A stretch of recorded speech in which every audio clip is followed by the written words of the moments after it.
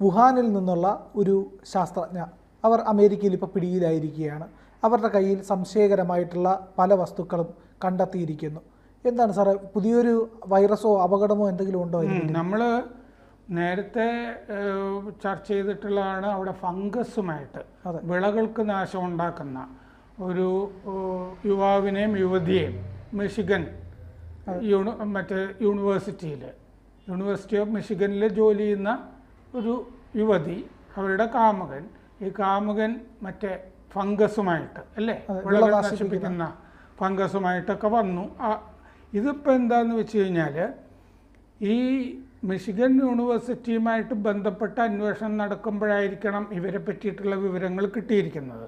ഇതിപ്പോൾ ഒരു PhD പഠിക്കുന്ന വേണ്ടി ഗവേഷണം നടത്തുന്ന വിദ്യാർത്ഥിനി ചെങ് ഷുവാൻ ഹാൻ എന്നാണ് ഈ യുവതിയുടെ പേര്.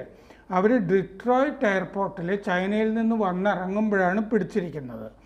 ഇവരെന്താ ചെയ്തതെന്ന് വെച്ച് കഴിഞ്ഞാൽ, ഇവർ നേരത്തെ യൂണിവേഴ്സിറ്റി ഓഫ് മിഷിഗൺ ലാബിലേക്ക് ഈ പുസ്തകത്തിൽ ഒളിപ്പിച്ചുമൊക്കെ ഈ റൗണ്ട് വേം, അതായത് വട്ടപ്പുഴുവിൻ്റെ ഇതൊക്കെ അയച്ചിരുന്നു. വട്ടപ്പുഴു പടർത്താം അമേരിക്കയിൽ നിന്ന് വിചാരിച്ചിട്ട് വട്ടപ്പുഴുക്കളെ അയച്ചു കൊടുത്തിരുന്നു മിഷിഗൻ യൂണിവേഴ്സിറ്റി. ചിലപ്പോൾ മറ്റേ നേരത്തെ പിടിയിലായ യുവതിക്ക് തന്നെയായിരിക്കണം അയച്ചിട്ടുണ്ടാവുക. അങ്ങനെയായിരിക്കും പോലീസിൻ്റെ പിടി വീണത്. ഇവർ പക്ഷേ ഡിട്രോയിറ്റിൽ ഈ വിമാനത്താവളത്തിൽ പിടിച്ചു കഴിഞ്ഞപ്പോൾ ഇവർ എനിക്കൊന്നും അറിയില്ല, ഞാൻ നേരത്തെ അയച്ചിട്ടൊന്നുമില്ല എന്നൊക്കെ കള്ളം പറയുകയാണ് ചെയ്തത്. അപ്പോൾ കള്ളം പറഞ്ഞാലും കേസാണ് അവിടെ. അപ്പോൾ പിന്നീട് കുറച്ചും കൂടിയൊക്കെ ചോദ്യം ചെയ്ത് കഴിഞ്ഞപ്പോൾ അതിൻ്റെ വിശദവിവരങ്ങളൊക്കെ പറഞ്ഞു. കുറേ എണ്ണം അയച്ചിട്ടുണ്ടായിരുന്നു. അതിൻ്റെ പാക്കറ്റുകളുടെ പടമൊക്കെ വന്നിട്ടുണ്ട്. ഒരെണ്ണം പുസ്തകത്തിൽ ഒളിപ്പിച്ചിട്ടാണ് ഇവർ അയച്ചിരുന്നത്, വട്ടപ്പുഴു.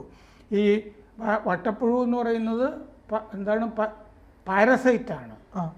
അതെ, പരാന്ന ജീവി എന്ന് പറയുന്നത്. മനുഷ്യൻ്റെ കുടലിൽ കയറിയിരിക്കും, എന്നിട്ട് കുടലിൽ തന്നെ തിന്നും, പ്രത്യുൽപാദനം ഒക്കെ നടത്തും. അസ്കറിയാസിസ് എന്ന് പറഞ്ഞ രോഗം ഉണ്ടാക്കുന്നത് വട്ടപ്പുഴുവാണ്. അപ്പോൾ അവിടെ മനുഷ്യരിലുമൊക്കെ ഈ വട്ടപ്പുഴു ചില രാജ്യങ്ങളിലുമൊക്കെ ഇത് കാര്യമായിട്ട് കണ്ടുവരാറുണ്ട്. അപ്പോൾ അമേരിക്കയിൽ ഇത് പടർത്തുക എന്നുള്ളതാണ് അവരുടെ ഉദ്ദേശം എന്നാണ് സംശയിക്കുന്നത്. FBI കാഷ് പട്ടേലിൻ്റെ ഒരു വലിയ പ്രസ്താവന വന്നിട്ടുണ്ട്. അപ്പോൾ വുഹാനിലെ ഹുവാൻഷോങ് university of science and technology, അവിടെ ഗവേഷകരാണ് ഇവർ.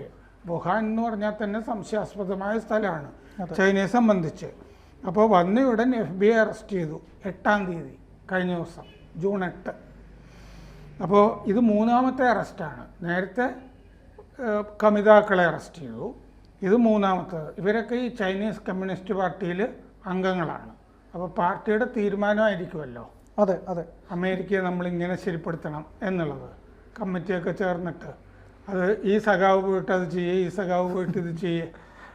നേരത്തെ അങ്ങനെയായിരുന്നു. ഈ ഫംഗസുമായി പോയ ആള് ഈ അമേരിക്കൻ കമ്മ്യൂണിസ്റ്റ് ചൈനീസ് കമ്മ്യൂണിസ്റ്റ് പാർട്ടിയുടെ സജീവ പ്രവർത്തകനും വലിയ കമ്മ്യൂണിസ്റ്റ് വിശ്വാസിയുമായിരുന്നു. പിന്നെ കമ്മ്യൂണിസ്റ്റുകളുടെ ഒരു പൊതു സ്വഭാവം എന്ന് പറഞ്ഞാൽ നശീകരണമാണ്. അതുകൊണ്ട് തന്നെ ഇതിൽ നിന്ന് നമുക്ക് സ്വാഭാവികമായിട്ട് പ്രതീക്ഷിക്കാം. കാരണം കമ്മ്യൂണിസ്റ്റ് രാജ്യമായിട്ടുള്ള ചൈന ചെയ്തതെന്ന് പറഞ്ഞു കഴിഞ്ഞാൽ, ചൈനയിൽ ഈ ഡെമോഗ്രാഫിക് ഗ്രോത്തിൻ്റെ ഭാഗമായിട്ട് വൃദ്ധരുടെ എണ്ണം കൂടി. ഈ വൃദ്ധരെ ഇല്ലാതാക്കാൻ വേണ്ടിയിട്ടാണ് ഇവർ വുഹാനിലെ ഒരു ലാബിൽ ഈ പറയുന്ന കൊറോണ വൈറസ് എന്ന് പറയുന്ന വൈറസ് ഡെവലപ്പ് ചെയ്തത്. അപ്പോൾ ബലഹീനരായിട്ടുള്ള മുഴുവൻ ജനതയും ഇല്ലാതാവും. അതോടുകൂടി ഇവർക്ക് ലോകത്തിൻ്റെ വൻ ശക്തിയാവാം എന്നുള്ളൊരു ഒരു വെറും പാഴ് സ്വപ്നം കണ്ടുകൊണ്ടാണ് ചൈന ഇത് ചെയ്തത്.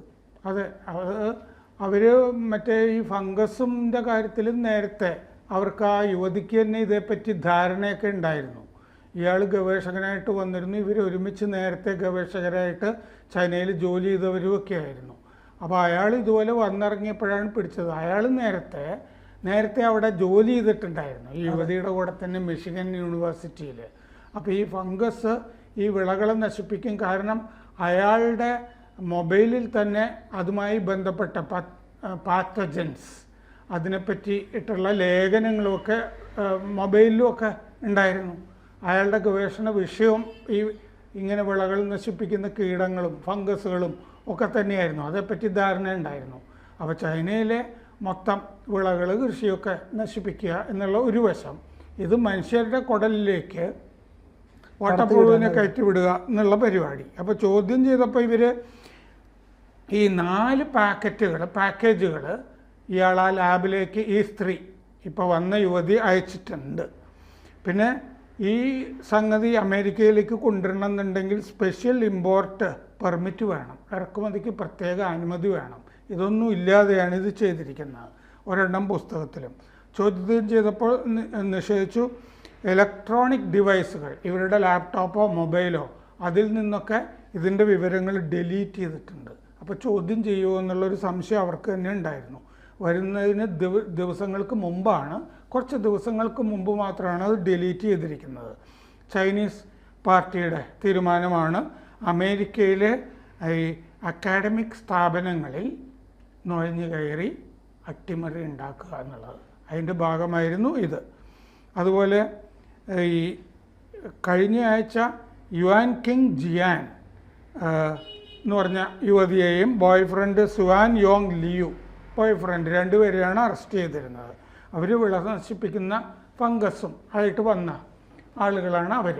അപ്പോൾ ഇപ്പോഴാണെങ്കിൽ ഈ കാഷ് പട്ടേൽ ഇന്ത്യയോട് ആവശ്യപ്പെട്ടിട്ടുണ്ട്. ഈ ഫെൻറ്റനൈൽ എന്ന് പറഞ്ഞിട്ടൊരു മയക്കുമരുന്ന് ചൈന ഇന്ത്യ വഴി, അതായത് ഈ ഫെൻറ്റനൈൽ എന്ന് പറഞ്ഞ മയക്കുമരുന്ന് മെക്സിക്കോയിൽ നിന്നും കാനഡയിൽ നിന്നും ധാരാളമായിട്ട് വരുന്നു എന്ന് പറഞ്ഞിട്ടാണ് ആ രാജ്യങ്ങൾക്കെതിരെ ഉപരോധം. ഈ ഫെൻറ്റനൈലിൻ്റെ പ്രീകഴ്സേഴ്സ് എന്ന് പറയും, അതായത് ഫെൻറ്റനൈൽ പല രാസവസ്തുക്കൾ ചേർത്തുണ്ടാക്കുന്ന മയക്കുമരുന്നാണ്. അപ്പോൾ ആദ്യത്തെ ആ കെമിക്കൽസ് ഉണ്ടല്ലോ, അത് ഉണ്ടാക്കാനുള്ള കെമിക്കൽസ്, ആ കെമിക്കൽസ് ഇന്ത്യ വഴി, ഇന്ത്യയിലെ ചില കമ്പനികൾ വഴി അമേരിക്കയിലേക്ക് കടത്തുന്നു എന്ന് കാഷ് പട്ടേൽ കഴിഞ്ഞ ദിവസം ആരോപിച്ചിട്ടുണ്ട്. അപ്പോൾ ഇന്ത്യയോട് സഹായം ചോദിച്ചിട്ടുണ്ട്, നിങ്ങൾ ഇത് നിർത്തണം. ഇവിടുത്തെ 2-3 കമ്പനികൾക്കെതിരെ ഉപരോധം ഒക്കെ ഏർപ്പെടുത്തിയിട്ടുണ്ട് അമേരിക്ക എന്ന്. ഇന്ത്യയിലെ 3 കമ്പനികൾക്കെതിരെ ഉപരോധം ഏർപ്പെടുത്തിയിട്ടുണ്ട്. ഹൈദരാബാദിലൊരു കമ്പനിയുണ്ട്. പിന്നെ അമേരിക്കയിൽ തന്നെ 3 പേരെ അറസ്റ്റ് ചെയ്തിട്ടുമുണ്ട് ഇതുമായി ബന്ധപ്പെട്ടത്. അപ്പോൾ ഇങ്ങനെ പല കാര്യങ്ങളിലും ചൈന ഇടപെടുന്നുണ്ട്. ചൈനയിൽ നിന്ന് നേരിട്ട് അയക്കുകയാണെങ്കിൽ ഈ ഫെൻറ്റനൈൽ മയക്കുമരുന്ന് ഉണ്ടാക്കാനുള്ള രാസവസ്തുക്കൾ അയക്കുകയാണെങ്കിൽ പിടിക്കപ്പെടും. അപ്പം വേറൊരു രാജ്യം വഴി അത് കെമിക്കൽസ് എന്നുള്ള നിലയ്ക്ക് അയക്കാമെന്ന് വിചാരിച്ചിട്ട് ചെയ്യുന്നതാണ്. അങ്ങനെ പലതരം ഈ യുദ്ധം പലതരത്തിലായിരിക്കുമല്ലോ. അപ്പോൾ ഇങ്ങനത്തെ ഒരു യുദ്ധവും നടത്തി നോക്കുകയാണ്. ഒരു ജൈവ ആയുധങ്ങളാണ് ഇതെല്ലാം. പലതരത്തിലുള്ള ഒന്ന് മയക്കുമരുന്നാണെങ്കിൽ മറ്റൊന്ന് ജൈവ ആയുധമാണ്. ഈ പറയുന്ന റൗണ്ട് വേം എന്ന് പറയുന്നത് ഈ പറയുന്ന ഒരു തരത്തിലുള്ള ജൈവ ആയുധം തന്നെയാണ്. മറ്റേ ഫംഗസ് എന്ന് പറയുന്നത് വിള നശിപ്പിച്ച് എത്ര ക്രൂരമായ മനസ്ഥിതിയാണെന്നാണ് സാർ ഒന്ന് ആലോചിച്ച് നോക്കുന്നത്. ഒരു രാജ്യത്തിൻ്റെ കമ്മ്യൂണിസ്റ്റുകാർക്ക് മാത്രമേ ഇങ്ങനെ ചെയ്യാൻ കഴിയുള്ളൂ എന്നാണ് തോന്നുന്നത്. കാരണം ഇല്ലെങ്കിൽ അമേരിക്കയൊക്കെ നേരിട്ട് ആക്രമിച്ചിട്ടുണ്ട്, രാസായുധം പ്രയോഗിച്ചിട്ടുണ്ട്, ജൈവായുധം പ്രയോഗിച്ചിട്ടുണ്ട്. പക്ഷേ അതൊന്നുമല്ല, ഇവിടെ ഒരു സമൂഹത്തിനെ പട്ടിണിക്കിട്ട് കൊല്ലുക എന്ന് പറയുന്ന നീചമായ കമ്മ്യൂണിസ്റ്റ് മനസ്ഥിതി. 4.5 കോടി ജനങ്ങളെ ചൈനയിൽ കൊന്ന മാവോയുടെ പിന്മുറക്കാർക്ക് ഇതൊരു വലിയ പ്രശ്നമായിരിക്കും. സമൂഹത്തിനെ അടിമയും ഉടമയുമായിട്ട് വിഭജിച്ചിട്ടുണ്ട്. വിഭജനത്തിന്റെ പ്രത്യയശാസ്ത്രമാണ്. അതെ. അപ്പോൾ ഉടമ വേണ്ട, അടിമ മതി എന്ന് പറഞ്ഞാൽ പിന്നെ അടിമകളുടെ ഉടമകളായിട്ട് കുറേ സഖാക്കളും കൂടി വേണം. അങ്ങനെ തീരുമാനിച്ചിട്ടുണ്ട് പാർട്ടി. അവർക്ക് പ്രമാണിമാരായിട്ട് ജീവിക്കാം. ഇപ്പോൾ ഷീ ജിൻപിങ്ങിന് മകളെ ഹാർവാർഡിൽ പഠിക്കാനായിട്ട് അയക്കാം, അങ്ങനെയാണല്ലോ. മറ്റേ പ്രമാണി സഖാക്കൾക്ക് അങ്ങനെ വിദേശത്ത് കുട്ടികളെ അയച്ച് പഠിപ്പിക്കാം മക്കളെ.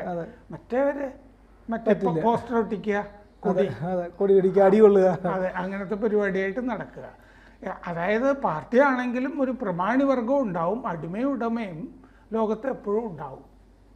കൂടുതൽ വാർത്തകളും വിശേഷങ്ങളും നിങ്ങളിലേക്ക് എത്താൻ ABC മലയാളം സബ്സ്ക്രൈബ് ചെയ്യുക, ബെൽ ബട്ടണും അമർത്തുക.